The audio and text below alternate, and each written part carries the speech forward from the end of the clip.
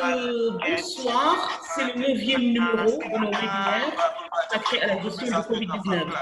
C'est une initiative de deux organisations, à savoir l'Ex-Africa et le programme Citizen de GEDER. Le thème de ce soir, eau et assainissement, risques et prévention, risques et mesures de prévention dans le contexte du Covid-19. On ne peut dissocier la question de l'eau et de l'assainissement. La défécation à l'air libre peut être source de contamination de l'eau de boisson et de la nourriture à la suite de la dispersion par le vent, notamment des matières fécales. Cela peut ainsi générer des maladies et entraîner des dommages économiques aux ménages concernés. Les maladies liées à l'eau et à l'assainissement restent un des plus graves problèmes de santé infantile à travers le monde. Pourtant, l'accès à l'eau potable et aux services d'assainissement est un droit fondamental décisif pour la vie humaine, la santé et le respect de la dignité. Une eau non potable, un assainissement médiocre aboutit à de mauvaises conditions d'hygiène, ce qui constitue les principales voies de transmission de maladies féco-orales, dont la diarrhée est considérée comme l'un des problèmes de santé publique les plus importants dans les pays en développement. Le 6e point des objectifs de développement durable est consacré à l'accès à l'eau salubre et à l'assainissement. Plus que 10 ans pour atteindre l'accès universel et équitable à l'eau potable à coût abordable. Mais cela implique, comme le rappelle le PNUD, un investissement dans des infrastructures adéquates, une fourniture des installations d'assainissement et une promotion de l'hygiène à tous les niveaux. Mais aussi protéger et restaurer les écosystèmes liés à l'eau. Dans un contexte de Covid-19 et en tenant compte du fait que l'état de santé d'une population dépend étroitement de la qualité des services en eau potable, assainissement et hygiène de base, l'urgence devient plus prégnante. Notre conférencier ce soir est Lansana Gagné-Sakho, directeur général de l'Office national de l'assainissement, ONAS. Monsieur Sakho, bonsoir et merci d'avoir répondu à notre invitation. Bonsoir Lika, c'est moi qui vous remercie plutôt pour cette très belle initiative. C'est une initiative de l'Ex-Africa et du programme Citizen de GEDER. Tout d'abord, vous présentez à nos followers, Lansana Gagné-Sakho est titulaire d'un MBA de l'Université du Québec à Montréal, d'un diplôme d'ingénieur de l'École supérieure polytechnique de Dakar, d'une certification en gestion des entreprises, option finance du CESAC, et d'une certification en gestion des projets. Il a près d'une vingtaine d'années d'expérience dans le secteur privé, consultant certifié du Centre de commerce international et de la Confédération africaine pour le commerce équitable. En octobre 2014, Lansana Gagné-Sakho met en place l'Office des forages ruraux, OFOR, et mène avec succès la première réforme de l'hydraulique rurale pour le gouvernement du Sénégal. Depuis octobre 2017, il est directeur général de l'Office national de l'assainissement du Sénégal, ONAS, assainissement du Sénégal, mais pas seulement de Dakar. L'assainissement pour un meilleur cadre de vie, c'est votre slogan, Monsieur Lansana Sakho. L'hivernage va bientôt s'installer. Les populations avaient l'habitude de dénoncer des retards liés au curage des caniveaux avant les pluies, par exemple, un déficit chronique de l'entretien des installations d'assainissement des eaux usées et pluviales. Qu'est-ce que vous avez déjà fait cette année en termes d'anticipation à Dakar et dans les régions? Merci Lika. Ce que nous avons déjà fait, c'est que nous avons commencé depuis le mois d'avril le curage des canaux. Nous avons commencé sur Dakar et nous devrions terminer le 31 juillet au plus tard. Il faut quand même dire une chose très importante, je pense, à l'endroit des Sénégalais. Chaque fois, on met entre 3 et 4 milliards sur les opérations pré-hivernales. On fait la même chose et je pense que si on travaillait de façon, si on allait beaucoup plus dans la sensibilisation, si nous tous, vous et moi, on changeait nos comportements, je pense que cet argent, on aurait pu l'utiliser ailleurs. Vous l'avez dit, l'assainissement, ce n'est pas seulement Dakar, c'est Dakar et le Sénégal. Tout à fait. Donc, c'est ça que je dis, nous avons anticipé, nous avons commencé et nous devons finir très rapidement toutes les opérations de préparation le 31 juillet au plus tard. Le 31 juillet au plus tard, pas seulement à Dakar, mais aussi dans les régions. Merci beaucoup, M. Sakho. Mais il y a également une autre question d'actualité. Invité à une émission sur e-radio dimanche dernier, le jury du dimanche présenté par Mamdi Ibrakan, La représentante de l'UNICEF au Sénégal révèle l'existence de 6 000 établissements scolaires ne disposant pas d'un dispositif d'hygiène adéquat, alors que les cours doivent normalement reprendre au mois de juin, en fait, au début du mois de juin, en tout cas pour ceux qui font en classe d'examen. Est-ce qu'il existe un aspect de votre programme qui prend cette question en charge, l'assainissement et l'hygiène dans les écoles, à travers un appui technique aux collectivités territoriales, par exemple? Bien sûr, il y a un aspect très important qui existe, c'est accompagner les collectivités territoriales. Dans la plupart de nos programmes, nous intégrons l'assainissement au niveau des établissements. C'est un droit fondamental. Et cette année, ce qui va se passer naturellement cette année, c'est qu'avec le décalage scolaire, la saison des pluies va pleinement tomber pendant l'année scolaire. À ce niveau, nous avons également pris certaines dispositions. Ce déficit, il existe, il est criard, mais nous sommes en train de travailler dessus. Il faut quand même signaler que l'État, c'est pas seulement un acteur, c'est beaucoup d'acteurs qui travaillent en parfaite synergie et qui, dans des situations comme ça, on se donne la main, on voit dans quelle mesure on peut trouver rapidement des solutions. Il y a certes des problèmes, mais nous sommes également dans des pistes de solutions. Merci, M. Sarro, pour ces réponses. Je rappelle le thème du webinaire de ce soir, eau et assainissement, risques et mesures de prévention dans le contexte du Covid-19. Votre présentation va comporter 4 parties du moins. La première partie est consacrée à l'eau, l'assainissement et l'hygiène au centre de la crise de Covid-19. Deuxième partie, comment assurer la continuité de services et juguler les risques pour les populations. Troisième partie, l'urbanisation rapide oblige à trouver des solutions durables pour améliorer l'accès à l'eau. Et quatrième partie, l'après-Covid-19. Si vous êtes prêt, M. Sarro, on y va pour la première partie de votre présentation, l'eau, l'assainissement et l'hygiène au centre de la crise du Covid-19. L'eau, l'assainissement au centre de la crise de Covid-19. Aujourd'hui, pour l'eau, le traitement de l'eau, le traitement par osmose inverse, fait qu'on ne peut pas trouver de virus dans l'eau qui coule dans les robinets. Par contre, pour l'assainissement, on ne sait pas, parce qu'effectivement, on ne connaît pas ce virus-là. Il y a une connaissance très limitée au niveau de ce virus, ce qui fait qu'il y a des solutions de précaution qu'il faut prendre. Solution de précaution, c'est diligenter, solution de précaution, mais c'est surtout faire des investissements assez importants. Les rejets, par exemple, directs au niveau de la mer, peuvent poser également des problèmes. Et eau, assainissement au centre n'a pas été traité par l'État du Sénégal seulement.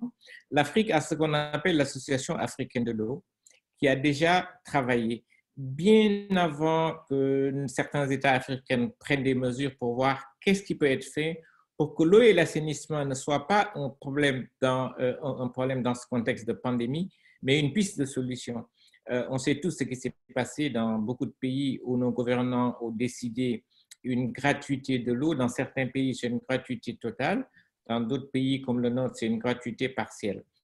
Assurer naturellement la continuité de l'eau.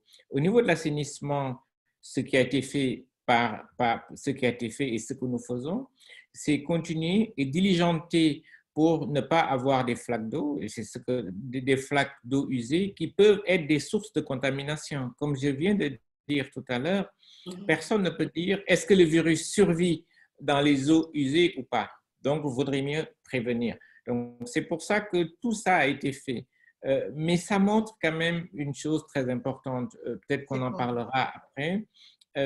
Cette crise doit être une leçon. Ça doit être une leçon pour qu'on investisse beaucoup plus dans l'eau et l'assainissement. On dit souvent, l'eau, c'est la vie, l'assainissement, c'est la dignité. Mais je pense que tous les deux facteurs sont en fait un problème de survie. Vous l'avez dit tout à l'heure, le premier taux de mortalité dans nos pays, je dis bien dans les pays sous-développés, beaucoup plus que le COVID-19, ce sont les maladies diarrhéiques. Maladies qui sont essentiellement dues à des défaillances sur des problèmes d'eau, essentiellement des problèmes d'eau qui ne sont pas forcément potables dans certaines zones, également des problèmes d'assainissement. Vous l'avez dit tout à l'heure, j'ai eu l'occasion de commencer par travailler dans l'hydraulique rurale, en milieu rural, où ces problèmes existaient au Sénégal. Il y a des améliorations très significatives qui ont été faites, Maintenant, la priorité, ça va probablement être l'assainissement. Ce qu'il faut savoir, c'est que pour chaque 10, quand vous avez 10 litres d'eau qui sont utilisés, les 8, je dis bien les 8, se transforment en produits d'assainissement, se transforment en eau usée. Donc, il faudrait qu'on arrive à avoir un équilibre très important sur les investissements en eau et sur les investissements en assainissement. Merci pour cette première partie de votre présentation, Monsieur Sarro, que nous allons résumer rapidement. Selon vous, donc, pour lutter de façon durable contre la propagation du COVID-19 et prévenir toutes les pandémies à venir, la disponibilité d'eau potable à proximité immédiate des habitations pour l'ensemble de la population est un impératif. Elle est essentielle, bien sûr. Oui. Monsieur Sarro, au Sénégal, selon un rapport de l'Agence nationale de la statistique et de la démographie, ANSD, de 2016, sur la situation économique et sociale, l'eau n'est pas accessible et pas toujours potable pour certaines populations, même si on note des améliorations.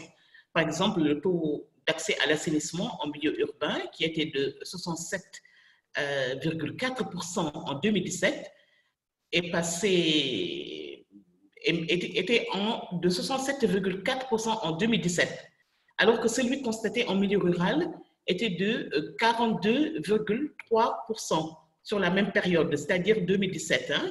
L'objectif en 2023 est de porter le taux d'accès à l'eau et celui d'accès à l'assainissement en milieu rural, respectivement, à 100 et 65%.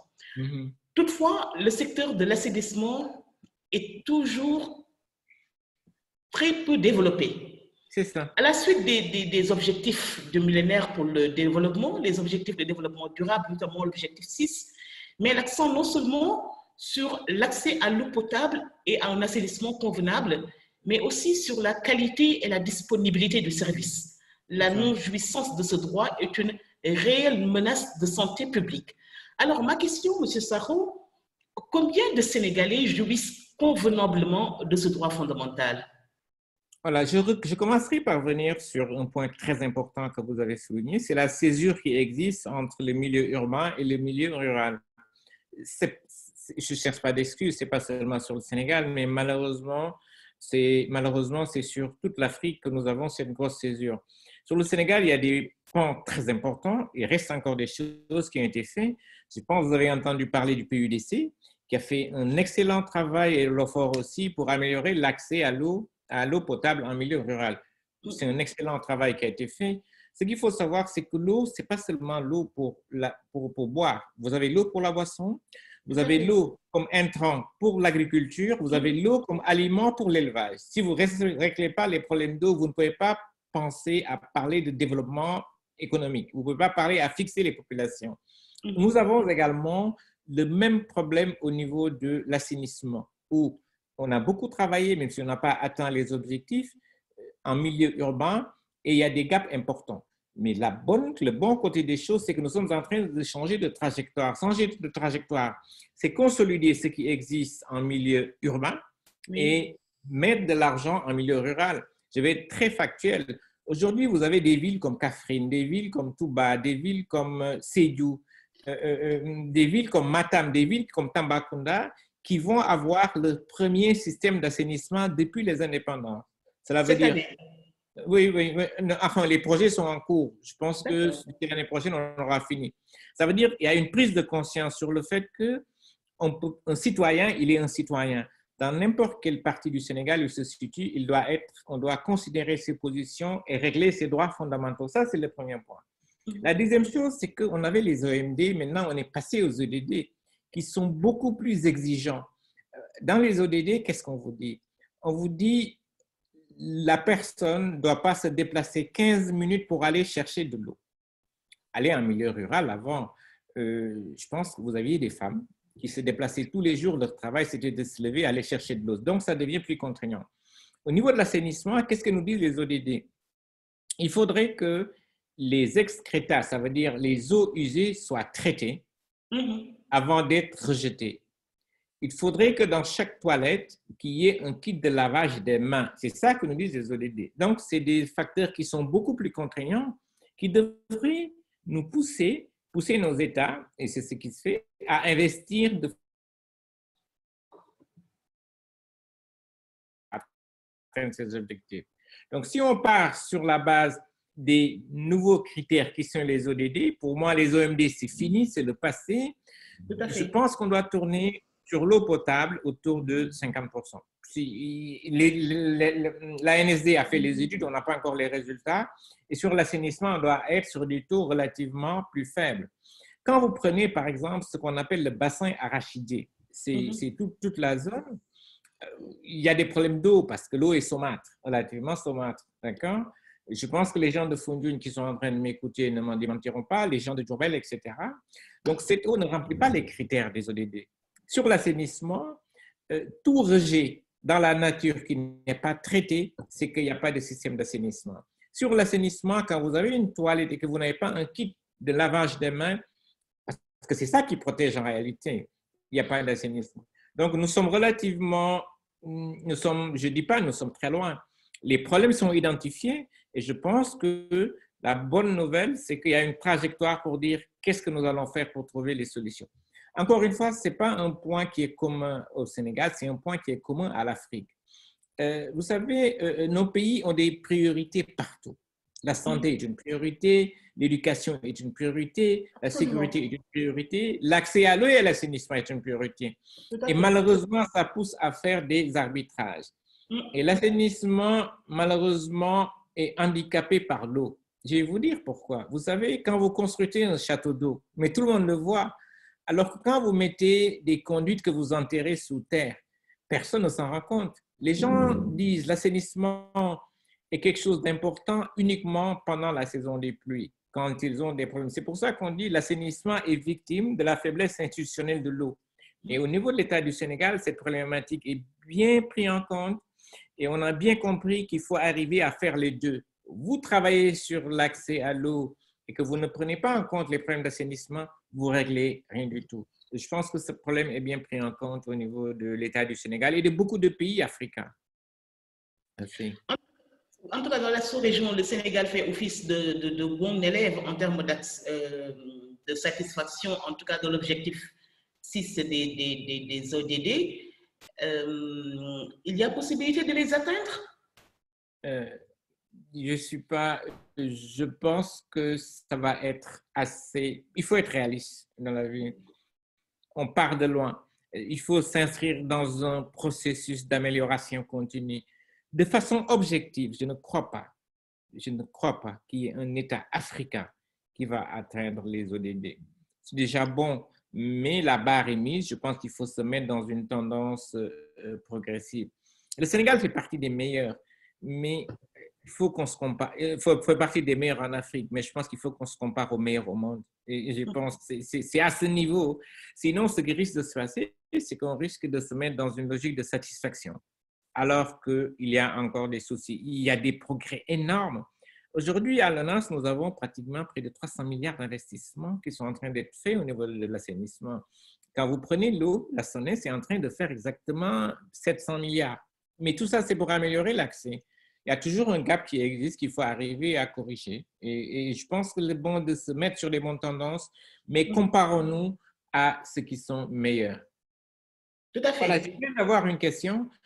Comment on fait? Je réponds aux questions ou on avance? Ou je vous réponds?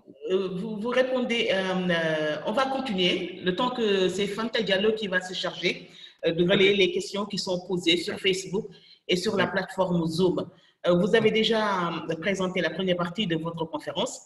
Maintenant, la deuxième partie, comment assurer la continuité de service et juguler les risques pour les populations. Qu'est-ce que vous pouvez nous dire sur ce point, M. Sarro? Voilà, la première chose que, comme je vous ai dit, on a eu une discussion comme ça avec tous les membres de l'Association africaine de l'eau. Dès que ça a commencé, qu'est-ce que nous devons faire? Ça a été la bonne question. Parce que l'eau et l'assainissement est un droit fondamental. Nous ne devons pas arrêter le service public parce qu'il y a pandémie. Mais la première chose à faire, c'est protéger les personnes qui travaillent dans l'eau et dans l'assainissement. Je fais un parallélisme des formes. Si nous avons des problèmes au gérer le corps médical, qu'est-ce qui va se passer? Mais tout va s'arrêter. Si nous avons un problème naturellement avec les gens qui travaillent dans le secteur de l'eau et de l'assainissement, tout risque d'arrêter. Qu'est-ce que nous avons fait à l'ONAS? Bien avant que le gouvernement du Sénégal décide le couvre-feu, toutes les mesures de protection, la première chose que nous avons fait, nous avons fermé le restaurant de l'entreprise. Nous avons fait des réunions de sensibilisation. Nous avons informé le personnel des risques. Le personnel qui n'est pas indispensable continue à rester chez lui. Le personnel qui est sur le terrain, la protection maximale pour nous, mais également pour l'ensemble de nos sous-traitants. Mais il fallait continuer à travailler et nous avons continué à travailler. Aujourd'hui, nous travaillons comme il n'y a jamais eu d'arrêt et nous utilisons tous ces outils qu'on a découverts, à toute chose parfois malheur et bon, qui nous a permis de voir que nous pouvons arriver à travailler sans être tous ensemble, que nous pouvons être efficaces sans être tous ensemble, que nous pouvons mettre en place des plans d'action. Ça, c'est la première chose qui a été faite, sécuriser nos collaborateurs.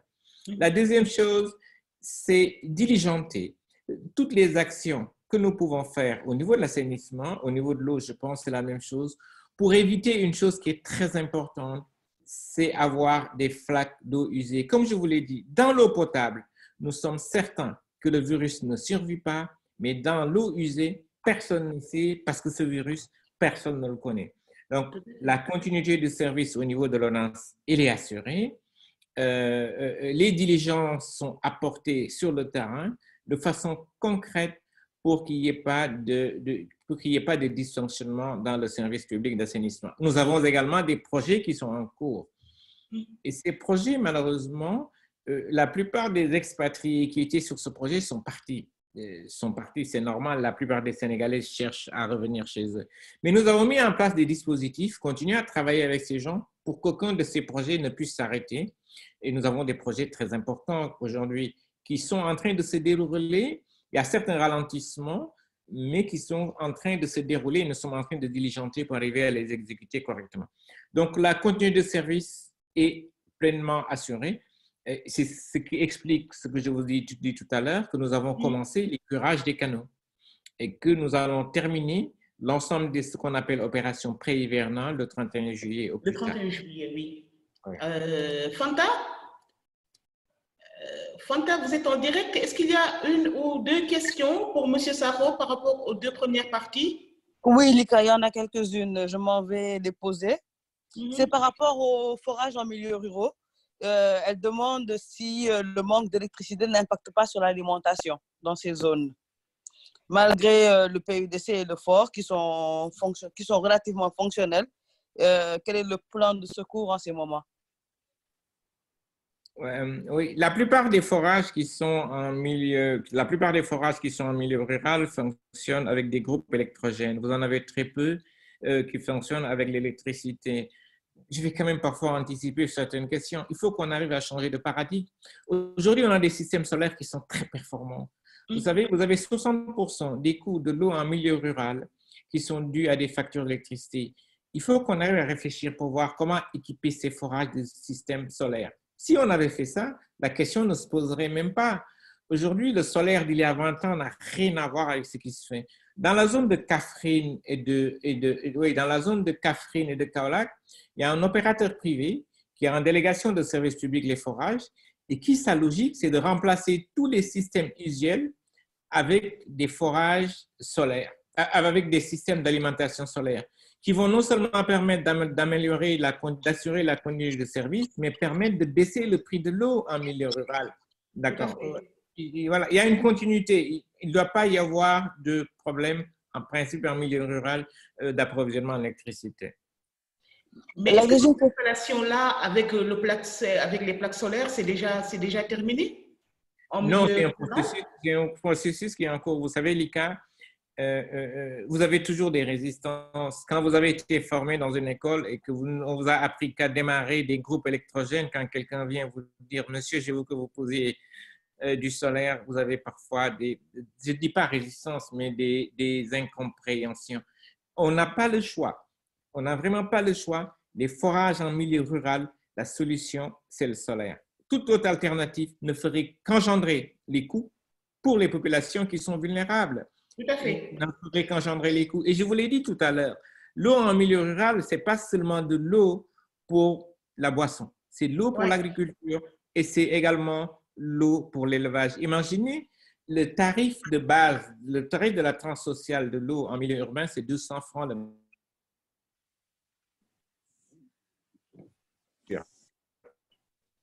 compétitif, un système compétitif en payant l'eau à 200 francs le mètre cube. La solution, c'est le solaire en milieu rural. Monsieur Sarro, il y a d'autres questions, Fanta? Oui, il y en a quelques-unes. Avons-nous un dispositif de suivi pour les indicateurs de l'eau de D6 dans notre pays? Oui, mais bien sûr, nous avons un dispositif de suivi des indicateurs. Il y a une cellule qu'on appelle le PEPAM, c'est une cellule de coordination du ministère de l'eau et de l'assainissement au Sénégal qui suit ces objectifs. En plus, nous travaillons avec ce qu'on appelle un groupe de bailleurs de fonds qui fait également le monitoring. Et en effet, il existe un suivi des objectifs au niveau central, mais également au niveau des structures de l'État. La SONES suit ces indicateurs, tout comme l'ONAS qui suit ces indicateurs. Il y a effectivement un dispositif de suivi des indicateurs. La dernière, elle est relative à la gratuité de l'eau. Pourquoi, vous en avez parlé tout à l'heure, mais pourquoi ce n'est pas une option de l'État du Sénégal de rendre l'eau gratuite pour les citoyens? L'eau est un service. L'eau est un service. L'eau demande des ressources financières. L'eau demande des engagements financiers. Il faut bien qu'il y ait quelqu'un qui paye l'eau. Sinon, on n'y arrivera jamais. Je pense qu'il faut plutôt travailler dans une logique comment rendre l'eau accessible. Je vous donne un exemple. Vous prenez la ville de Touba, où l'eau est gratuite. On arrivera, mais on n'arrivera jamais, mais je dis bien, je pèse bien mes mots encore une fois, on n'arrivera jamais à régler le problème d'approvisionnement en eau dans la ville de Touba si on reste dans une logique de gratuité. Ça n'existe pas. À ma connaissance, le seul pays du monde que je connais, peut-être qu'il y en a d'autres, où l'eau est gratuite, et même ça c'est relatif, c'est le Canada. Ça n'est pas possible. C'est simplement, je pense qu'il faut travailler pour permettre aux populations d'avoir l'accès à l'eau potable. C'est un droit fondamental. Mais la gratuité de l'eau ne peut pas se faire. Vous payez des factures d'électricité quand vous faites de l'eau. Vous avez des investissements à faire quand vous faites de l'eau. Mais tout ça, il faudrait bien que quelqu'un arrive à payer ça. Il n'y a aucun pays du monde où l'eau est gratuite. À ma connaissance, il y en a 2 ou 3, sauf peut-être le Canada. Et même pas partout au Canada, dans certaines provinces. Merci Lika, pour le moment, c'est bon pour nous. Merci beaucoup Fanta. On se retrouve après la 3e partie de la présentation de M. Sarro. M. Sarro, j'ai quand même quelques questions par rapport à ce que vous venez de dire.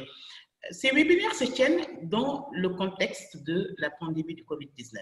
Bien sûr. Devant les nombreuses coupures notées malgré la venue depuis le 1er janvier 2020 de Sen'Eau, nouveau gestionnaire de l'eau au Sénégal, le chef de l'État Macky Sall, en réunion du Conseil des ministres du 25 mars 2020, conscient que la lutte contre la pandémie est liée à une hygiène rigoureuse, a évoqué la nécessaire continuité du service public de l'eau potable en milieu urbain et en zone rurale. Ainsi, pour faire barrière au virus, les stratégies sont pour le moment essentiellement basées sur la prévention. C'est lavage des mains et des vêtements, nettoyage, désinfection des surfaces, etc. La non-disponibilité ou les carences notées ça et là ne risquent-elles pas de compromettre gravement la lutte contre la pandémie et les efforts de santé publique? L'eau est un allié naturel pour la lutte contre la pandémie. Partout où nous n'avons pas d'eau, en effet, ça peut être un gros problème. Si vous n'avez pas d'eau, vous ne pouvez pas vous laver les mains. Il y a certains quartiers de Dakar, en effet, où il y a des problèmes d'accès à l'eau.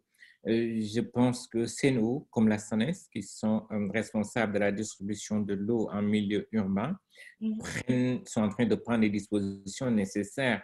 Mais quand on n'a pas d'eau, on ne peut pas respecter les mesures barrières.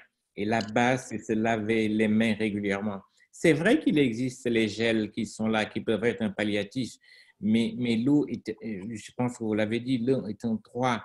Il y a des problèmes dans certains quartiers de Dakar et je pense que la SONES et Sen'Eau sont en train de voir dans quelle mesure trouver des solutions. C'est vrai, ça je suis parfaitement d'accord avec vous sur ce point et c'est un point qui doit être réglé, en effet. Mais est-ce que vous ne croyez pas qu'il faut une intégration des différentes politiques publiques pour penser santé dans la durée? Oui, une approche globale. Le chapeau de tout ce qu'on fait, ça doit être la santé des populations. Un problème d'accès à l'eau va impacter la santé. Un problème d'assainissement, on l'a dit tout à l'heure, la première cause des maladies diarrhéiques infantiles, c'est des problèmes d'accès à l'eau et à l'assainissement. Il faut avoir une approche holistique, intégrer l'ensemble et travailler sur la base de priorités. Mais je l'ai dit en introduction, nous faisons des arbitrages. Et je pense que ça, nous devons tous le comprendre. Nous faisons des arbitrages dans tout ce que nous faisons. Les priorités, c'est la santé, les priorités, c'est l'éducation, les priorités, c'est la sécurité. Il y en a des priorités. Malheureusement, nous sommes, comme la plupart des pays africains, des États très pauvres. Nous faisons systématiquement des arbitrages. Mais l'accès à l'eau et à l'assainissement, c'est un droit fondamental. Les États africains se sont engagés à travers les ODD pour arriver à trouver des solutions. Mais vous savez, des études ont montré qu'il faut à peu près 120 milliards de francs CFA chaque année sur l'Afrique pour qu'on arrive à régler sur un horizon de 10 ans les problèmes d'eau et d'assainissement. Cet argent, on ne l'a pas. Il faut réfléchir sur 2 angles. C'est d'abord le problème du financement. Nos économies ne peuvent pas forcément, les bailleurs de fonds classiques n'ont pas les ressources nécessaires pour faire face aux besoins de l'Afrique. Il faut réfléchir sur d'autres modèles de financement et ça nous fait revenir sur le problème de la gratuité de l'eau.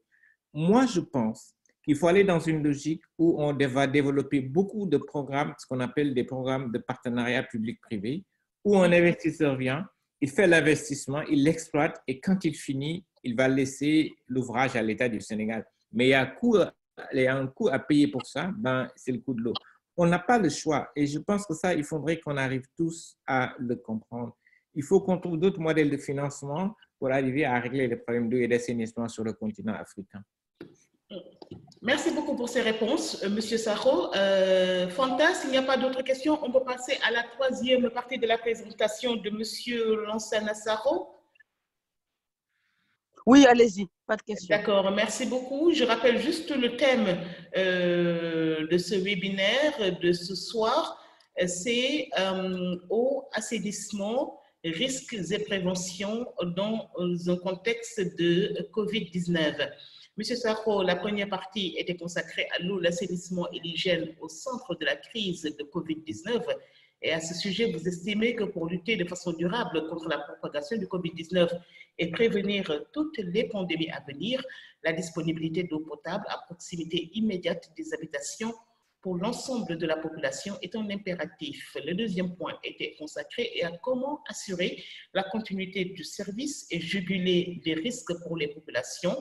Et en résumé, vous estimez qu'il est primordial que les gouvernements africains mettent en place des stratégies, mobilisent une partie de leur budget et élaborent des politiques en faveur de la fourniture de services d'eau, d'assainissement et d'hygiène à l'ensemble des pays africains et que plusieurs solutions s'offrent à eux. Troisième partie de votre présentation ce soir, Monsieur Lansana Gagné Sakho, directeur général de l'ONAS. L'urbanisation rapide oblige à trouver des solutions durables pour améliorer l'accès à l'eau. Voilà, c'est ça. Je pense que j'ai un peu introduit la question. Nous sommes sur un continent où la population est multipliée par 2 tous les 25 ans. Ça pose des défis énormes, pas seulement pour l'eau, ça pose des défis en termes d'alimentation, ça pose des défis en termes d'éducation, ça pose des défis, ça pose des défis, ça pose des défis. Ça, c'est le premier point. Le deuxième point, il y a la démographie. Le deuxième point, c'est l'urbanisation. À la base, en réalité, ce que nous avons, c'est des problèmes d'urbanisation. Il y a une très forte pression sur le foncier dans notre pays. Des zones qui ne sont pas des zones d'habitation. Vous prenez un quartier à Dakar, je pense que c'est dans la banlieue, ça s'appelle Wakhinane. Wakhinane en Wolof. Moi, dangay gas nganan. Mais les gens, vous prenez la zone de Mbao également, c'est une zone où la nappe est à le choix. Donc, vous avez deux choses qui se passent. Vous avez une zone d'habitation très réduite et vous avez une explosion démographique. Donc, quand vous prenez les deux, ça montre que pour arriver à régler ce problème, il faut très, très rapidement faire des investissements très, très importants que les bailleurs de fonds classiques ne peuvent pas régler. Et c'est là où je dis qu'il faut qu'on réfléchisse un peu plus. Qu'est-ce que nous devons faire pour régler les problèmes? Pour l'assainissement, de façon concrète, qu'est-ce que nous devons faire? Vous avez deux types d'assainissement. Je vais essayer de ne pas être très technique. Vous avez deux types d'assainissement. Vous avez l'assainissement qu'on appelle collectif. C'est ce que vous avez, c'est ce que nous avons. Vous tirez une chasse d'eau, l'eau s'en va. En général, elle s'en va à la mer. Elle n'est pas forcément traitée. Et vous avez ce qu'on appelle l'assainissement autonome, où vous avez une fosse septique que vous devez vider tous les 2-3 mois. C'est ça la solution pour le continent africain. Ça n'est pas faire des fosses septiques partout. Je vous explique pourquoi. Vous allez dans une ville comme Kuala Lumpur, la capitale de la Malaisie. Oui. 80% des populations ont un système d'assainissement que je t'appelle autonome. Qu'est-ce que ce système il donne? D'abord, ce qu'on appelle, vous savez, les résidus des systèmes d'assainissement, les boues, ce qu'on appelle les boues, c'est de l'or. Les gens, ils prennent ces boues, ils les transforment en engrais et une partie est également transformée en eau. L'engrais permet de développer des produits agricoles et l'eau est utilisée pour l'arrosage dans un pays où on a un problème d'assainissement. Et derrière, vous avez une économie circulaire qui fonctionne correctement, qui permet de générer beaucoup d'emplois. Et ce système qui fonctionne parfaitement en Malaisie, qui fonctionne en Indonésie, qui fonctionne au des problèmes de conservation de la nature, parce que vous n'avez pas une pollution de l'environnement. Il permet de créer des emplois et minimise les investissements. C'est ce qui se fait avec le COVID. Je pense qu'on n'a pas forcément besoin de copier ce qui se fait ailleurs, particulièrement à l'Occident. Nous avons des modèles qui marchent parfaitement et que nous devons arriver à utiliser. Naturellement, on va avoir des résistances parce que chacun ne veut pas avoir des fosses. Mais si les fosses sont normalisées et qu'on ne demande pas au maçon du coin, fais-moi ma fosse, je pense que vous allez avoir à vider votre fosse une fois tous les 2 ans. Est-ce que vous savez que l'ambassade des États-Unis à Dakar n'a pas de système d'assainissement collectif? L'ambassade des États-Unis à Dakar, ce qu'ils ont, ce sont des fosses septiques. Ils vident les fosses peut-être 3 fois par année et l'eau est utilisée pour arroser le gazon chez eux et une partie des boues est probablement utilisée pour faire des engrais. Il faut qu'on change de paradigme. Ce qui s'est fait ailleurs n'est pas forcément ce qui est conforme par rapport à ce que nous voulons dans nos pays. Fanta, il y a déjà des questions pour M. Sarro que vous pouvez déjà préparer le temps de résumer ce qu'il vient de dire pour cette partie. M. Sarro estime que la crise sanitaire historique que nous traversons, c'est-à-dire donc cette épidémie de COVID-19, va frapper durement l'économie mondiale, mais elle portera encore un coup encore plus dur aux économies africaines fragiles par rapport également à comment vraiment s'adapter par rapport à notre urbanisation très rapide. M. Sarro a annoncé des propositions très intéressantes. Fanta, est-ce qu'il y a des questions sur lesquelles M. Sarro peut répondre tout de suite? Fanta?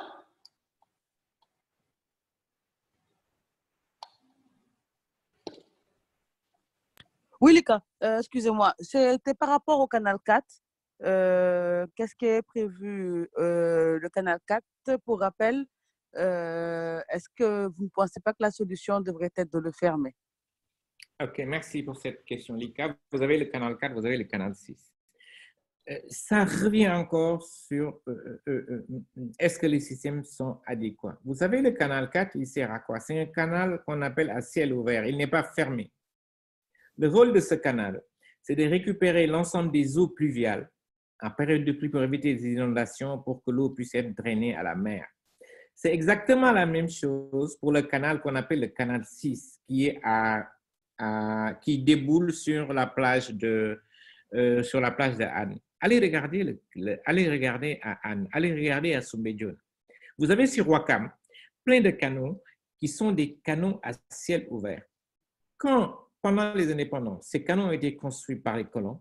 C'était pour collecter les eaux pluviales et les drainer à la mer pour que nous n'ayons pas d'inondation. C'est ça le rôle de ces canaux-là. Qu'est-ce que nous faisons aujourd'hui? Ce que nous faisons aujourd'hui, c'est que dans ces canaux, les gens font ce qu'on appelle des branchements clandestins. Cela veut dire que vous prenez vos eaux usées vous branchez sur les canaux qui vont directement à la mer sans être traités. La solution, ce n'est pas forcément de fermer ces canaux. La solution, ce serait de les ouvrir, de les nettoyer régulièrement. En parenthèse, ces canaux sont également transformés en poubelles et de les ouvrir, de sensibiliser les populations pour qu'ils comprennent que ces canaux ne sont pas des canaux pour des eaux usées.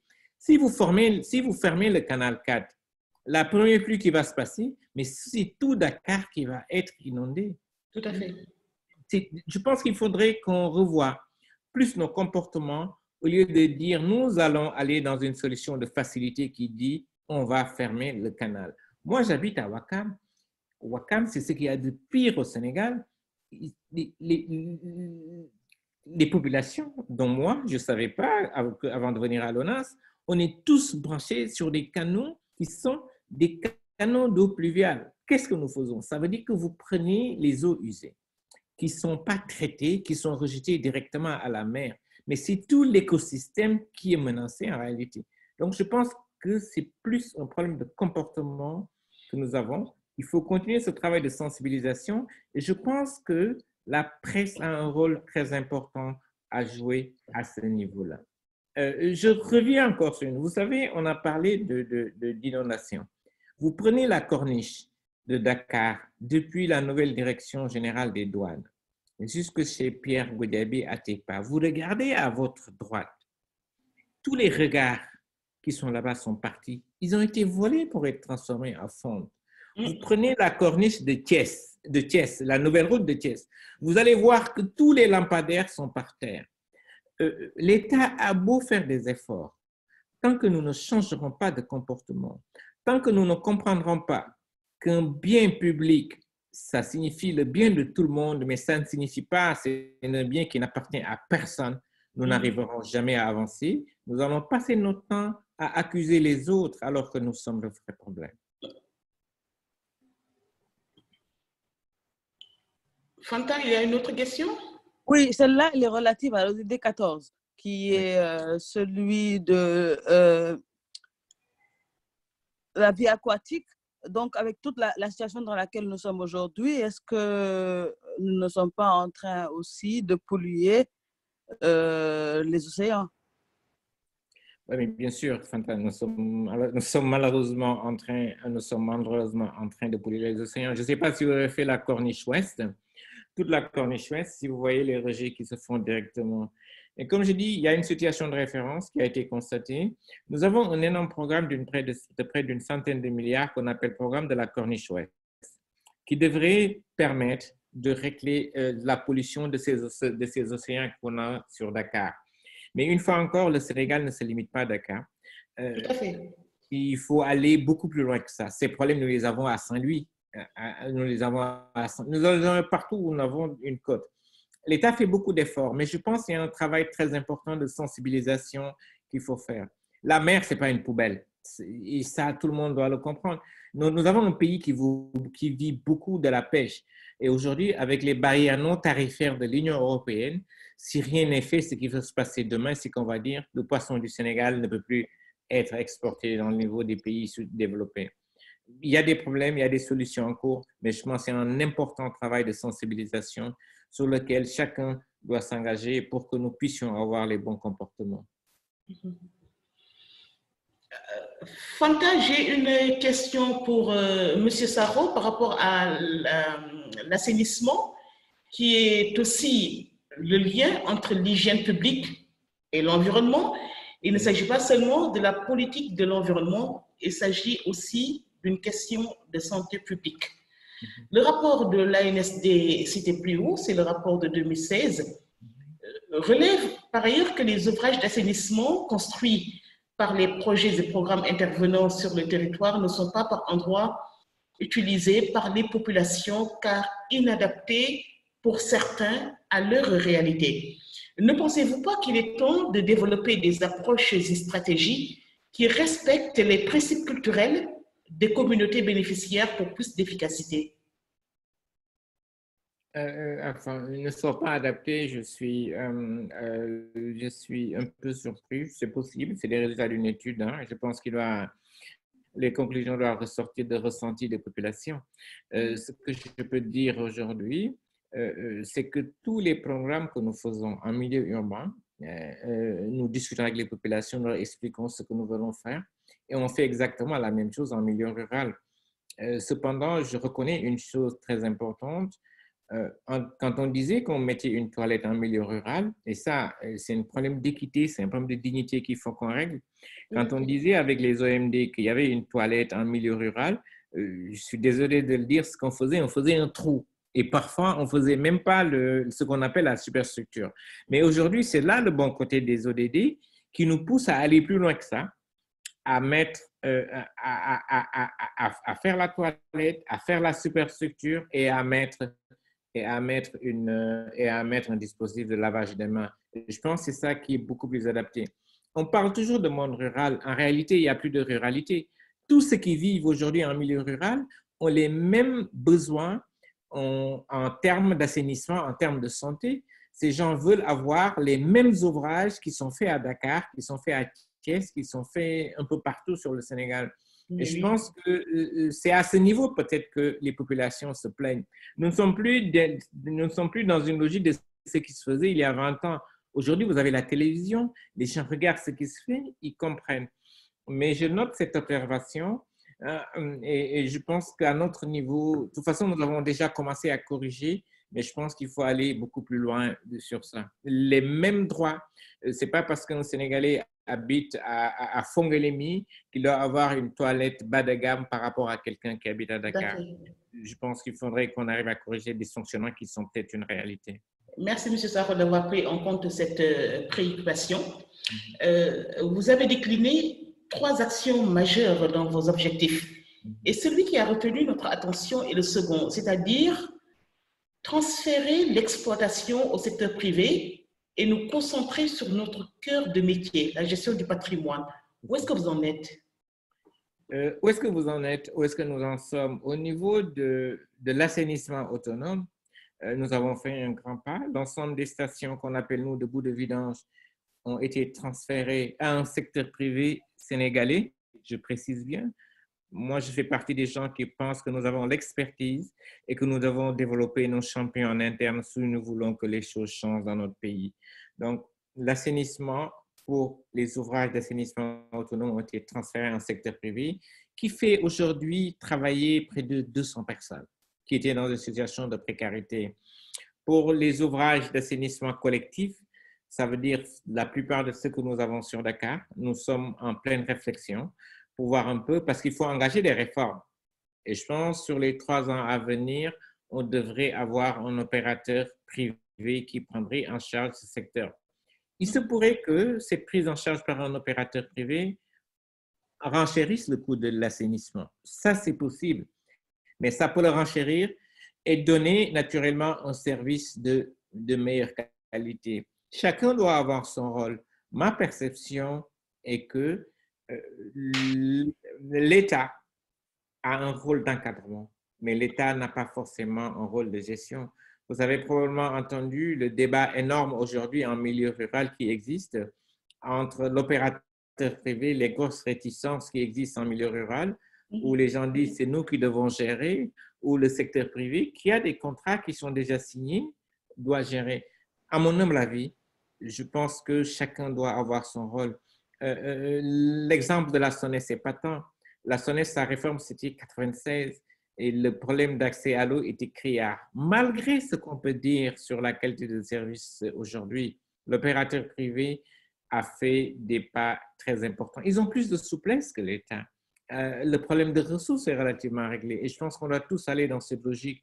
Naturellement, quand vous prenez un secteur privé, il faut arriver à le contrôler. C'est vous qui devez dicter les règles, mais si vous laissez le secteur privé dicter les règles, naturellement, vous risquez d'avoir des problèmes. D'accord. Merci beaucoup, M. Sarro. Il y a beaucoup de choses très intéressantes que nous avons retenues de vos explications depuis 21 heures qu'on est ensemble avec nos followers qui nous suivent sur les pages Facebook de JIDER et de l'Ex-Africa, mais également sur Zoom, les questions relayées par Fanta Diallo. Nous avons retenu que vous consacrez annuellement 3 à 4 milliards par an donc aux opérations pré-hivernales et que ces opérations pour cette année doivent prendre fin le 31 juillet prochain, pas seulement à Dakar, mais également dans l'ensemble du pays pour ce qui est de l'accès à l'eau, à l'assainissement, combien de personnes qui bénéficient convenablement de ces droits, 50% à peu près, selon vous.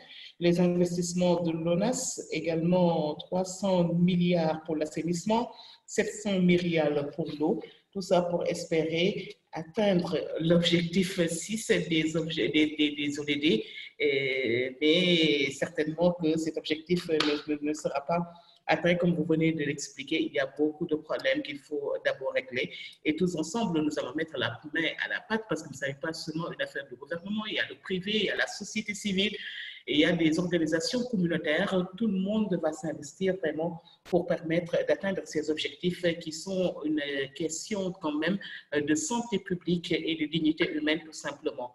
La dernière partie de votre conférence, Monsieur Sarro, l'après-Covid-19.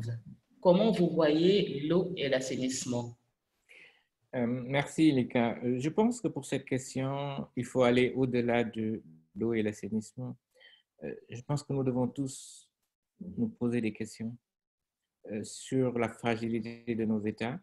Nous devons tous nous poser des questions sur la structuration de nos économies.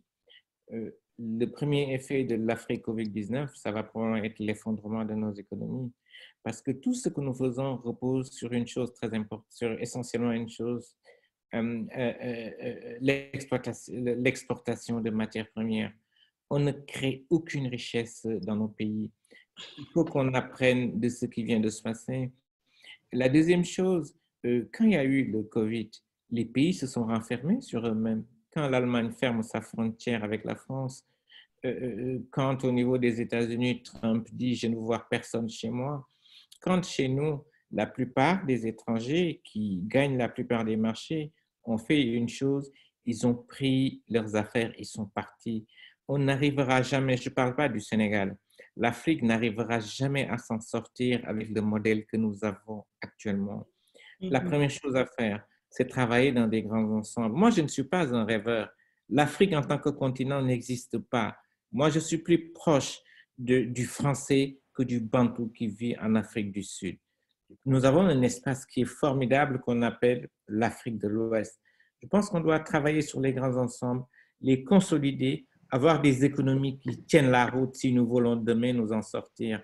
En tout cas, c'est à la mode, hein, travailler sur les grands ensembles. Par rapport à tous les secteurs, c'est à la mode. Je pense qu'il faut qu'on aille au-delà de ce qui est mode et qu'on regarde. On n'a pas le choix. On n'a pas le choix. Il faut qu'on se rende compte de ça. On n'a pas forcément le choix. Et moi, je pense que la pire des choses qui nous arrivent aujourd'hui, c'est que nous nous mettions dans une logique de victimisation. Nous nous mettions dans une logique d'accusation des autres. Est-ce que vous savez que les Chinois ont connu pire avec la colonisation japonaise? Mais ils n'ont jamais fait référence à ça. Ils ont tourné le dos, ils se sont intégrés, ils se sont serrés les coudes, ils se sont mis à travailler pour s'en sortir. L'Afrique peut, j'en reste persuadé, avoir cette démarche. Nous avons des jeunes qui sont très bien formés. Quand je vois à travers le Covid ce qui se fait, quand je vois ces jeunes qui sont tous engagés, quand je vois ces jeunes qui demandent simplement une chose, c'est d'être accompagnés, je pense que le continent peut s'en sortir. Je pense qu'au-delà de l'eau et l'assainissement, qui est simplement un pan important, il faut aller plus loin. Les autres points, il y a des priorités sur lesquelles on ne doit plus s'amuser. C'est la santé. Elle est essentielle. La santé, elle est essentielle. Mais vous ne pouvez pas parler de santé si vous n'êtes pas en sécurité. L'éducation est essentielle. L'éducation, ce n'est pas forcément l'alphabétisation. Ce n'est pas simplement l'alphabétisation, c'est comprendre que moi, j'appartiens à un État, moi, je suis un patriote, moi, je dois défendre mon pays. Et je pense que c'est sur ces deux leviers qu'il faudrait qu'on travaille, revoir un peu, travailler sur les grands ensembles, dire qu'est-ce que nous pouvons faire ensemble, africains, je ne parle pas de Zleka, en Afrique de l'Ouest, qu'est-ce que nous pouvons faire ensemble, quels sont les leviers sur lesquels nous devons travailler, l'éducation qui n'a rien à voir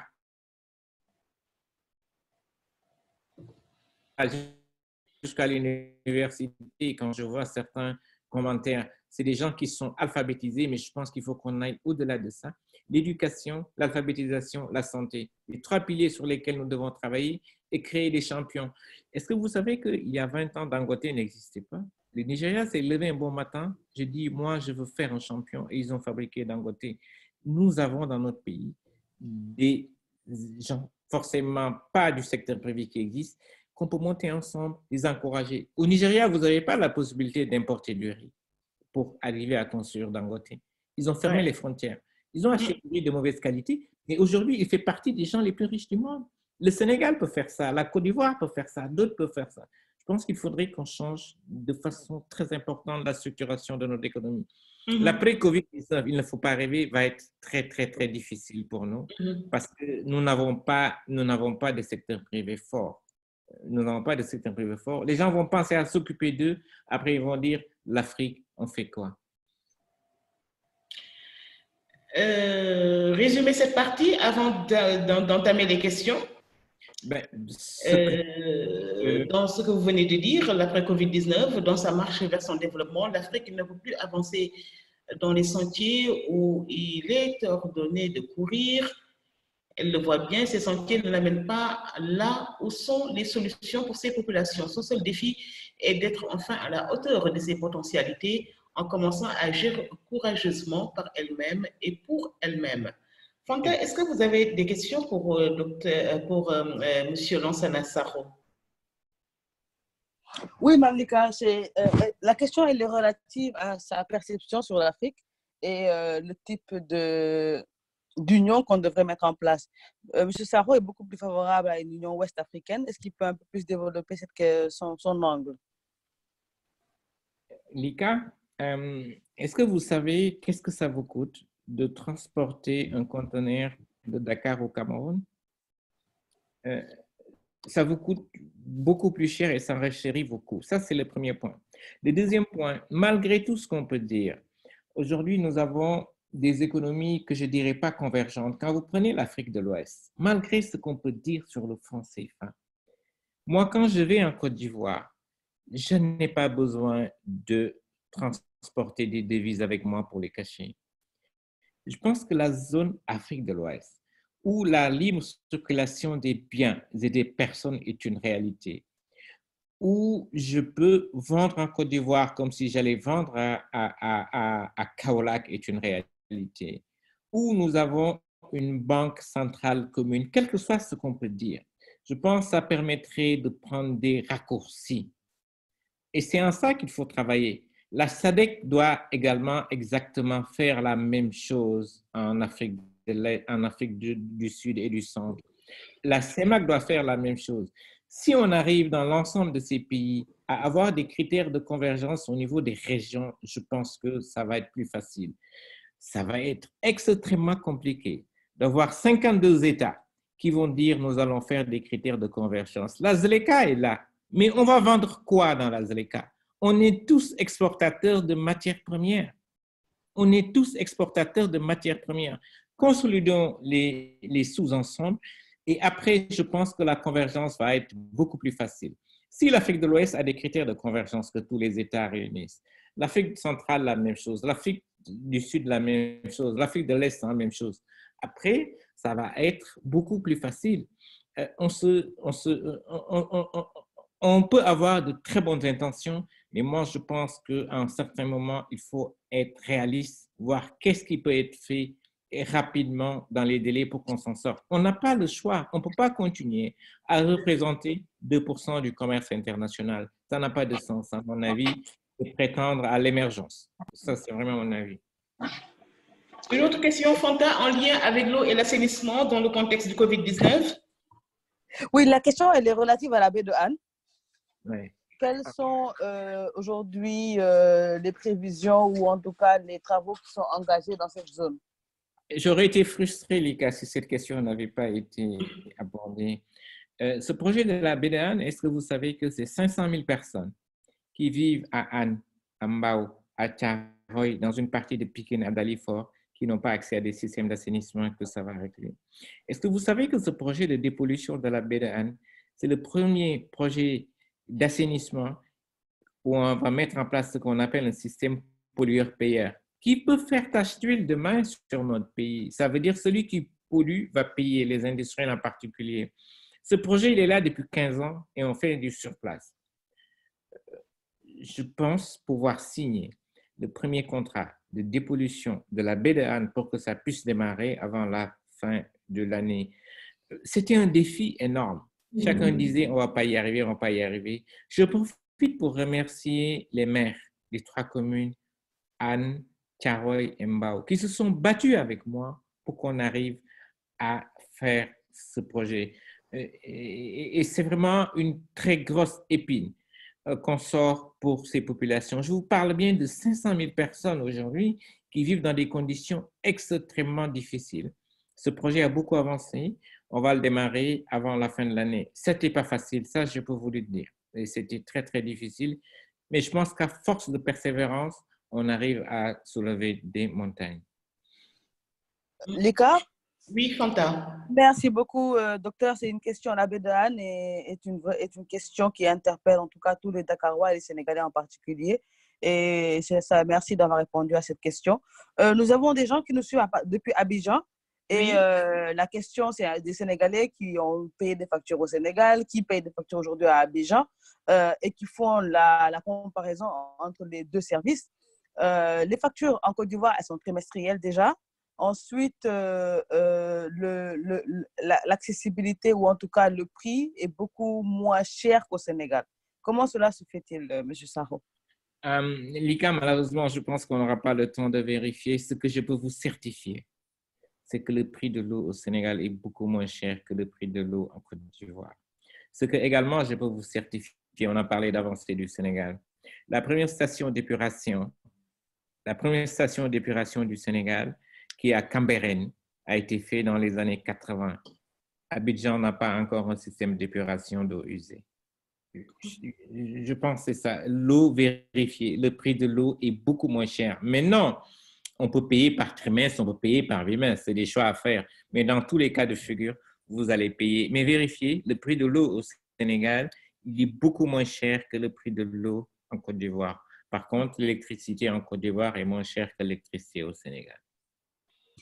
La deuxième question, elle est relative à... Disposons-nous d'une cartographie relative à la distribution de l'eau et de l'assainissement pour notre pays? Oui, on a une cartographie parfaite de l'eau et de l'assainissement, une cartographie qui est mise à jour régulièrement en fonction des travaux qui sont faits. Donc, il y a bien une cartographie qui existe. Hein. Et c'est cette cartographie, en fait, qui nous permet de régler des problèmes quand il y a des casses ou quand il y a des coupures d'eau. Il y a bien une cartographie qui existe. Monsieur Sarro, les Ivoiriens vous suivent de très près. En tout cas, les Sénégalais résidant en Côte d'Ivoire. Le prix de l'unité du mètre cube en Côte d'Ivoire est de 250 francs CFA.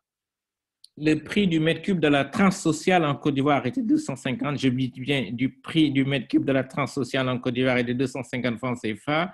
Ce prix est à 220 francs au Sénégal. Et c'est la même société, Eranov, à qui appartenait la SDE qui est en Côte d'Ivoire et qui était au Sénégal avant. C'est 220 francs au Sénégal, 250 francs. Maintenant, ce qu'il faut, c'est aller au-delà de cette transsociale.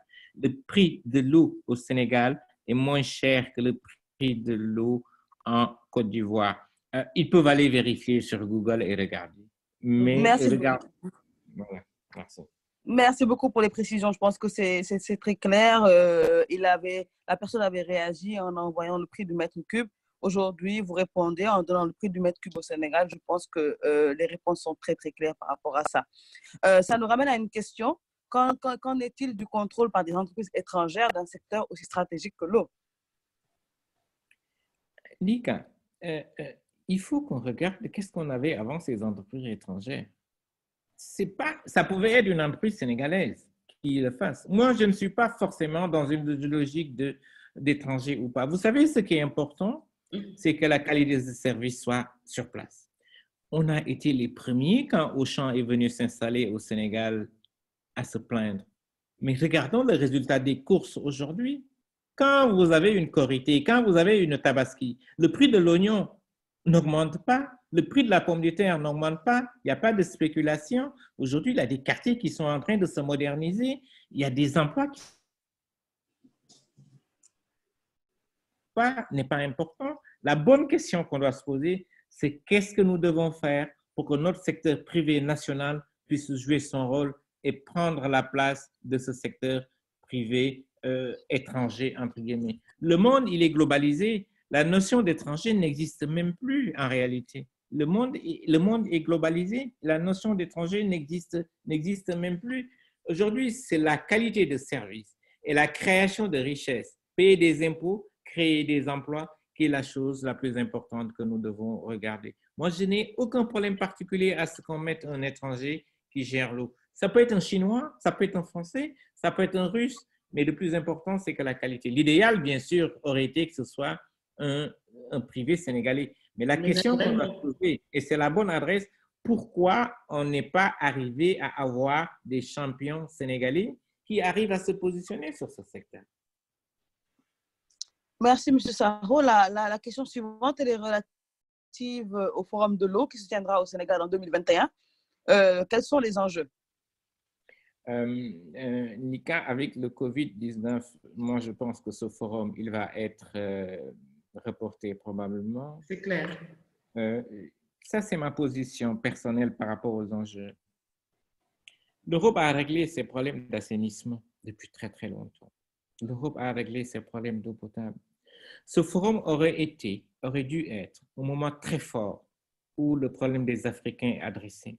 Le problème des Africains, ce n'est pas forcément l'accès à l'eau, le problème, c'est l'accès à l'assainissement. On aurait dû en profiter pour mobiliser la société internationale, les bailleurs de fonds pour qu'on travaille beaucoup sur les problèmes d'assainissement.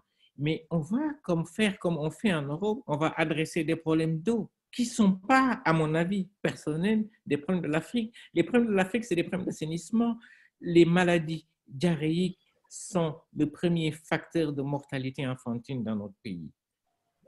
Ce forum, on aurait dû l'appeler Forum mondial de l'assainissement. Je ne pense pas que le terme qui sied soit Forum mondial de l'eau, parce que c'est là où se trouvent les défis du continent africain.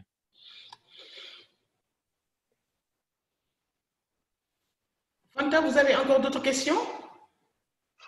Oui, pour le moment, c'est bon, Dika. Merci. D'accord. Nous allons clôturer la partie en français avec Lansana Sarro. Avant de passer à la partie en Wolof, je rappelle que pour jeudi prochain, nous allons accueillir à 21h Nabou Fall, elle est directrice de Viséo, et le thème du webinaire sera « Quel type de leadership en situation de crise ?» Ce sera jeudi prochain à 21h sur les pages Facebook de JIDER Lex Africa et sur Zoom, bien évidemment. Monsieur Sarro. Lika, excuse-moi. Oui. Lika, avant que tu passes au Wolof, il y a une question qui m'avait échappé relative à la réforme de l'OFOR.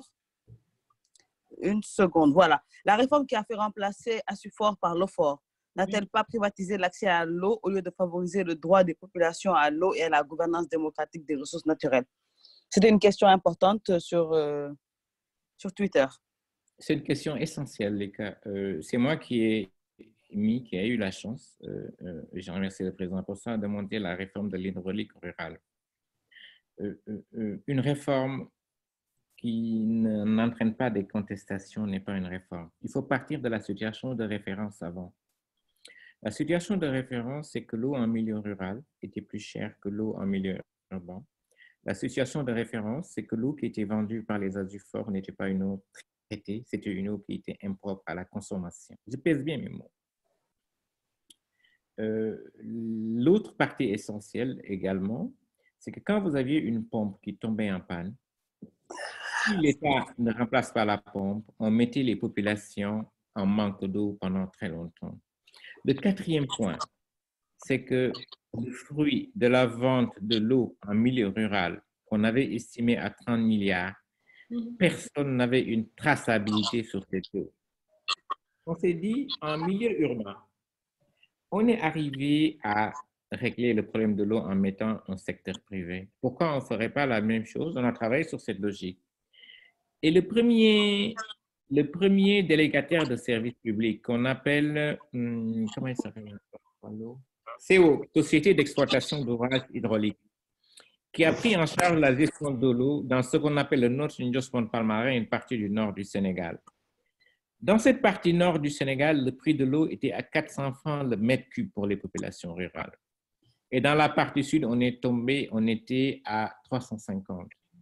Quand l'opérateur privé est venu, le prix de l'eau est passé à 250 francs le mètre cube. Ah oui. Quand l'opérateur privé est venu, on a mis des robinets dans pratiquement toutes les maisons. Maintenant, il y avait des gens qui géraient l'eau. C'est un dispositif qui existait. Naturellement, c'est un pouvoir qu'on perd.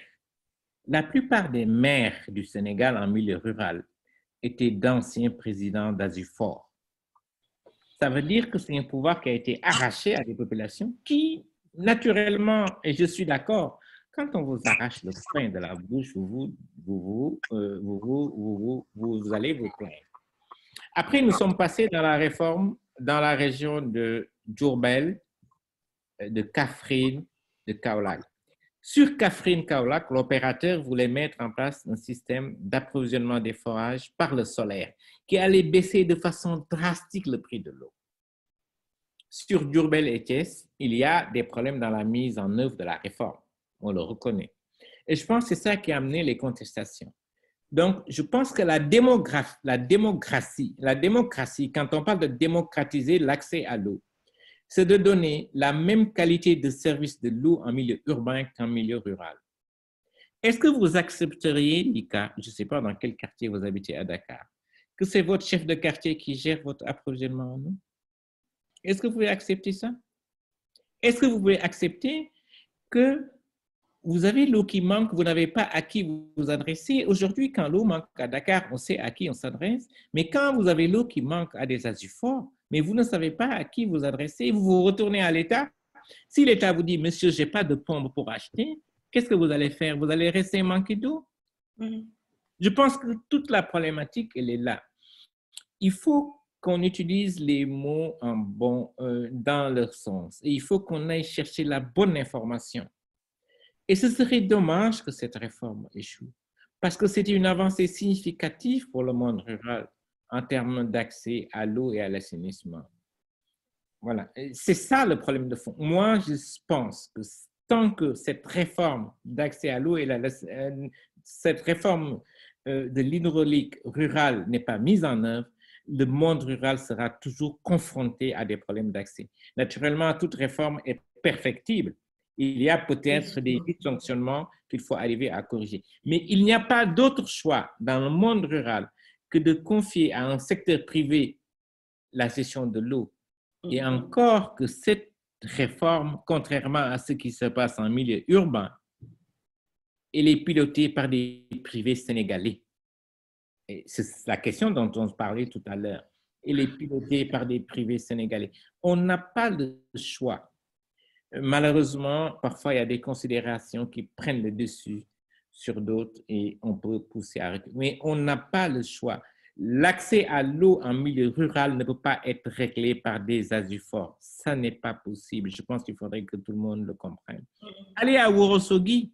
Ourossogui, vous en avez un hôpital. Vous avez des hôtels. Est-ce que vous savez que Ourossogui, c'est ce qu'on appelle un Azufor qui gère l'eau? Aujourd'hui, ce sont les populations de Ourossogui. Vous savez ce qu'ils demandent?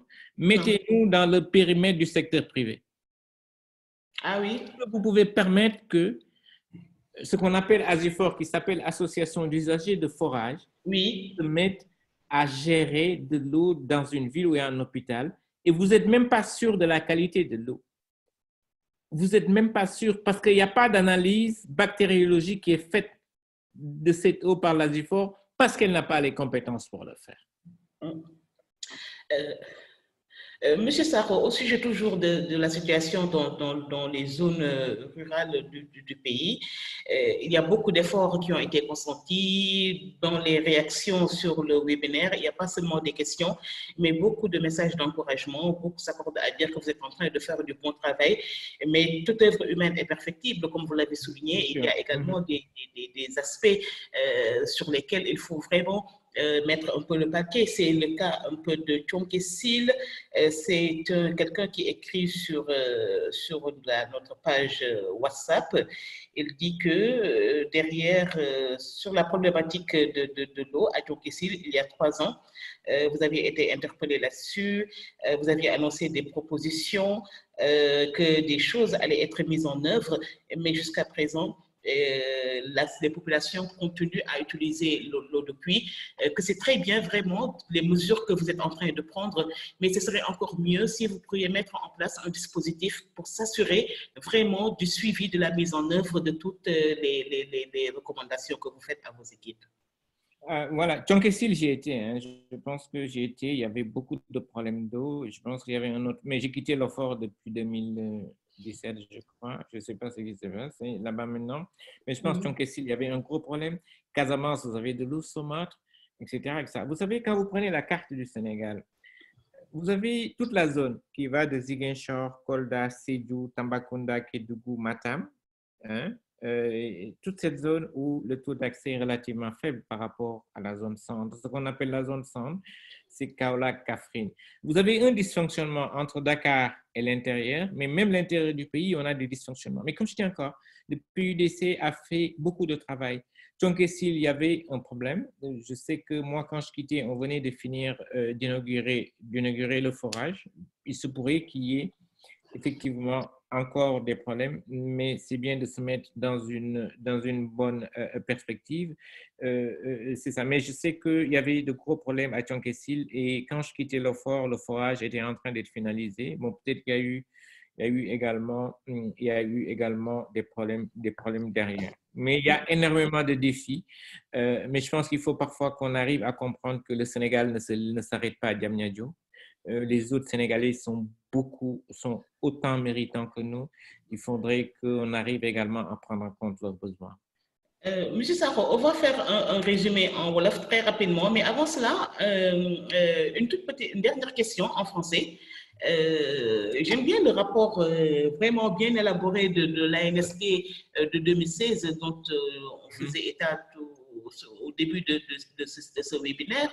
Toujours selon ce rapport, au Sénégal, un peu plus du tiers de la population ne dispose pas de toilettes améliorées, c'est-à-dire munies d'une chasse d'eau ou chasse manuelle reliée à une fosse septique et des latrines à fosse munies d'une dalle, 32%, dont environ 15% pratiquent la défécation à l'air libre. Les réseaux d'égouts est peu développé. À noter qu'il existe des disparités énormes dans le nord où le réseau d'égouts est quasi existant. Je rappelle donc que le rapport date de 2016 et avec tout ce que vous venez de dire, on imagine qu'en 4 ans, les statistiques ont vraiment évolué et qu'on tend vers plus d'équité. Ensuite, sur les actions phares pour atteindre les objectifs de l'agenda 2030, vous les avez aussi déclinés. Mais monsieur Sakho, la prévention suppose des mesures en lien étroit avec la citoyenneté. Le respect du bien public tel que la bonne utilisation des ouvrages, l'économie de l'eau, l'hygiène des eaux publiques, etc. Pensez-vous qu'au sortir de cette pandémie du Covid-19, le Sénégalais pourra tirer les leçons pertinentes pour faire émerger une nouvelle citoyenneté? Lika, on n'a pas de choix. On n'a pas de choix. On ne peut pas continuer comme ça. Si on sort de ce Covid-19 et qu'on n'apprend rien, c'est qu'on n'a absolument rien compris. On n'a pas le choix. On ne peut pas continuer à fonctionner comme nous le faisons aujourd'hui. Ça n'est pas possible. Ça, c'est une leçon que nous donne le monde. Ça, c'est une leçon qu'on nous donne pour voir qu'on ne peut pas continuer à fonctionner comme ça. Ça n'est pas tenable. On ne peut pas continuer comme ça, ça n'est pas tenable. Je reviens sur les chiffres que vous avez donnés. Je pense que l'ANSD est très gentille. Le nombre de Sénégalais qui disposent de toilettes avec une chasse, avec un kit de lavage des mains libres, je ne pense pas qu'il y en a 40%. Le Sénégal ne se limite pas à Dakar. Le Sénégal va beaucoup plus loin. Comme je dis, il faut, vous savez, si vous partez sur une analyse avec des faux paramètres, vous allez avoir de faux chiffres. On ne doit pas se voiler la face. Il faut regarder la réalité et travailler sur des plans d'action de résolution de problèmes. Et c'est sur là que nous sommes. L'équité, ce n'est pas seulement les cas entre Dakar et l'intérieur. L'équité, c'est également entre hommes et femmes. Est-ce que vous savez qu'à l'intérieur du pays, vous avez des jeunes filles qui arrêtent les cours parce qu'il n'y a pas de toilettes. Mais bien sûr. L'équité, c'est à ce niveau qu'on doit également travailler. Les toilettes pour les femmes ne sont pas forcément les mêmes toilettes pour les hommes. Ouais. On ne peut pas, dans un établissement, partager des toilettes entre hommes et femmes. Et je pense qu'il y a un travail de fond à faire. Mais ce n'est pas seulement une affaire de gouvernement, c'est une affaire de mobilisation générale qui va nous permettre de trouver des solutions à ces disparités qui sont énormes. Et je pense que ça, ce n'est pas un travail d'un État, c'est un travail de tout le monde et c'est un travail sur la durée.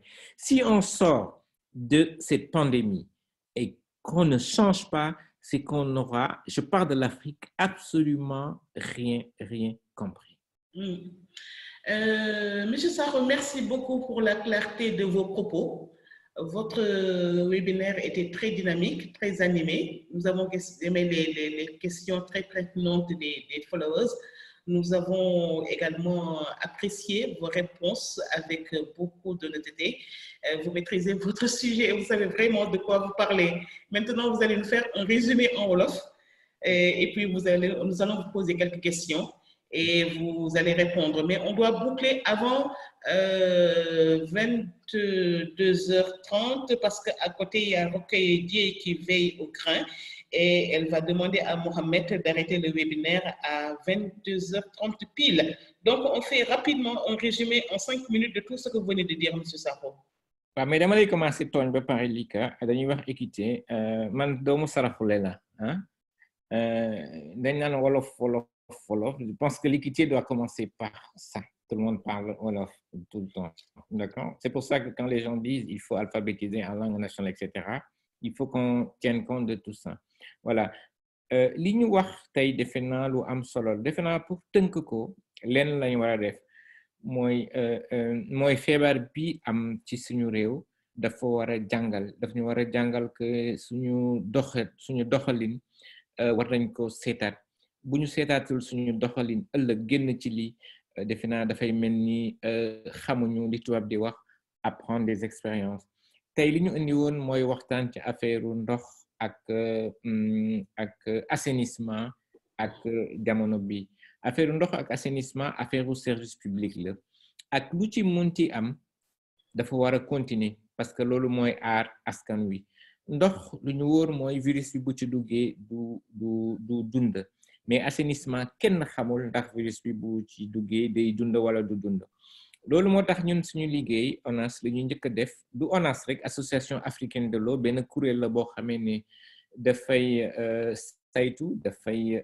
yedd gouvernement africain ci loolu mooy dañu war a def lépp pour assainissement pour système bi continuer fonctionner donc ñun ONAS ak ñeneen ñi defe naa li ñu njëkk a def mooy suñu liggéey ñi liggéey ak ñun ñu aar leen li ñeen aaree ñun ONAS mooy ñi nga xamee ne soxlawuñu leen dañ leen ñu toog seen kër leen aaree mooy dañu tëj suñu restaurant leen aaree mooy da leen dox ay jumtukaay pour protéger leen loolu moo tax fi mu nekk nii suñu liggéey boo seetloo day mel ni mu doon doxee lay doxee ba léegi am na aussi li ñu soppi ci suñu jëfukaay mooy aussi que ñi ngi continuer di réunion bés bu nekk mais réunion yi duñ ko def en présentiel dañuy wéccoo xalaat suñu biir ñun ñëpp bu ñuy def réunion bi loolu aussi defe naa avancée significative la am ndox aussi defe naa dëgg la am na ay quartier Dakar yu manqué ndox mais ndox bu amul lu ñuy wax mesure barrière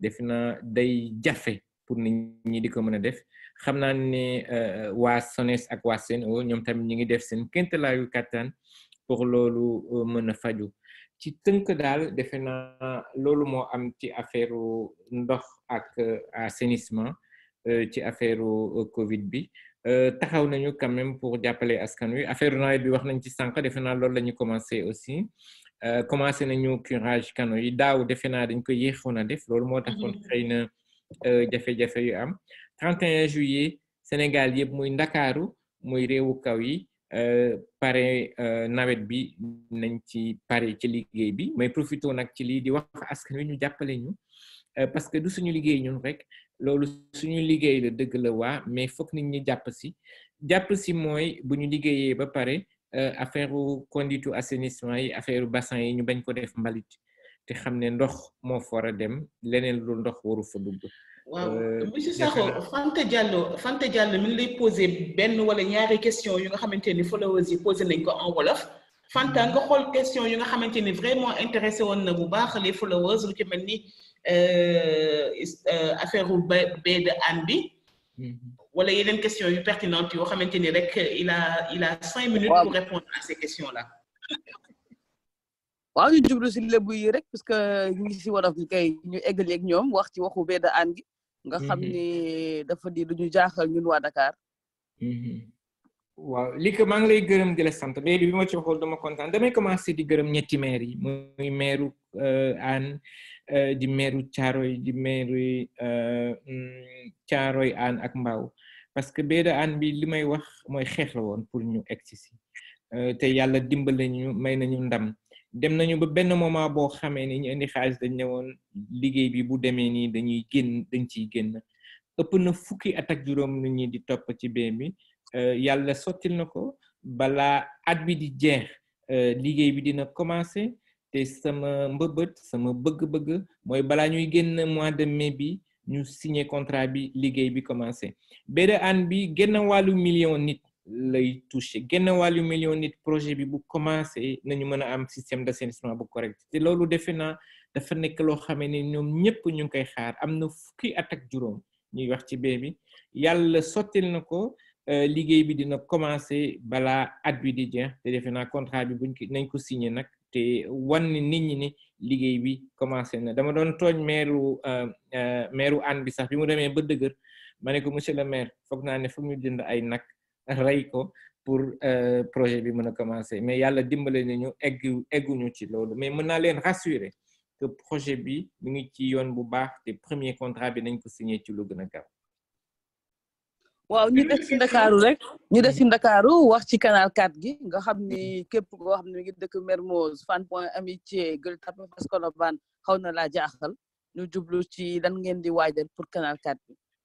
waaw na leen xaw a jaaxal kay mais nañ ñu dimbali ñoom aussi canal bi ñu bañ ko def mbalit ñoom laay waxal muy waa Gueule Tapée Fass Colobane Point E canal bi du mbalit buñ ko def loolu mbalit canal bi benn jafe-jafe du ci am ñun nag suñu liggéey nañ ko def mooy nañu curer canal bi dañu xam ne canal bi pour ndoxu taw la canal bi du mbalit canal bi du loo xamee ne dañuy jël ndoxu eau usée def ko ci jafe-jafe bi yépp loolu la xam nga waxtaan dafay wax dëgg daf ci baax sinon yow nit ki doo leen sore canal lu 4 bi tëj ko moom xalaatuñu ko sax kenn du ko tëj noonu lañ koy bàyyi parce que liggéeyam mooy taw bu amee mu jël ndoxu taw bi yóbbu ko géej nañ ñu jàppale nag ñoom tamit bañ ci def mbalit bañ ci def li ñuy wax ay branchement clandestin tey boo imbee ci canal bi am na ndox te xam nga tawagul canal boobu ndox waru foon am dañuy wax nit ñi rek ñu jàppale ñu ci loolu canal bi ñu bañ ko def mbalit zone de captage tamit loolu moo fa am am nañu benn bassin bu fa nekk boo xamee ne liggéeyam mooy jël ndox bi mais ñoom dañ ko def mbalit liggéey bi loolu moo tax mu metti si ñun Youssou Ndour da naan bu fukki nit di gas fukki nit di suul day mel ni dara defu leen ko nañ ñu jàppale parce que ñun ñëpp duñu yëkkati mooy améliorer cadre de vie wu population yi boo demee yeneen dëkk yi dangay gis canal à ciel ouvert comme lu mel nii mais bu tawul pépp ndox doo ko fa gis lii nag defe naa am na suñu réew ñun nañu continuer nag waxtaan bi nañu continuer sensibilisation bi ñu ngi ñaan maire yi aussi ñu jàppale ñu ngi ñaan conseil de quartier yi ñu jàppale ñu pour que li nga xamee ne saleté waru fa dem li nga xamee ne waruñu fa def mbalit ñu bañ ko def mbalit defe naa bu ñu defoon loolu duñu sax laaj tey ñoom nii canal 4 bi fan lañ ci tollu ñu nag ñoom. Fanta, je crois que c'est bon. Wow. Il nous reste juste une minute, le temps de donner à M. Sakho, de redonner la parole pour vraiment boucler la boucle. Et puis, on se dit à jeudi prochain, à 21h, avec la directrice de Viséo, Nabou Fall, qui nous parlera du type de leadership en situation de crise. Un dernier mot, M. Sakho. waa lii kat di leen gërëm di leen sant defe naa lii dafa nekk lu am solo waxtaan ak askan wi ci lu mel nii mais foog naa ne waruñu ko def en période de crise rek sànq wax naa lu am solo alphabétisation ak éducation du benn dëgg la nit ñi mën nañ dem école mais def naa yéen aussi war ngeen ci gën a jàpp yéen ñëpp ak foo leen mën ci tollu waxtaan ak nit ñi ci lu mel nii waxtaan ak nit ñi ci proximité je pense que loolu buñ ci continuer lu mel nii yéen ngeen di ko def ñeneen di ko def defe naa suñu réew mi xëy na mu soppeeku mu baax a baax loolu daal laa amoon lu may teg di leen gërëm di leen sant une fois encore. Merci beaucoup, M. Sakho. C'est nous qui vous remercions. Nous remercions également l'ensemble de nos followers qui étaient présents sur nos différentes plateformes de diffusion, les pages Facebook de Lex Africa et de GEDER. Merci à l'équipe technique qui était derrière. C'est Mohamed Nias, c'est Abraham, c'est Djibi, c'est Mahadi, c'est Jainaba et puis Fanta, ma complice dans les webinaires pour les questions. Absa depuis Abidjan. Cette fois-ci, c'est Absa qui est à Abidjan. Rokhaya qui organise tout cela, qui est derrière cette parfaite organisation, les Rokhayés, merci à toi. Merci également à Eliman Khan, le président de Lex Africa. Merci à vous, mesdames et messieurs, de nous avoir suivis. On se retrouve jeudi à 21h pour un autre webinaire. Excellente soirée à tous.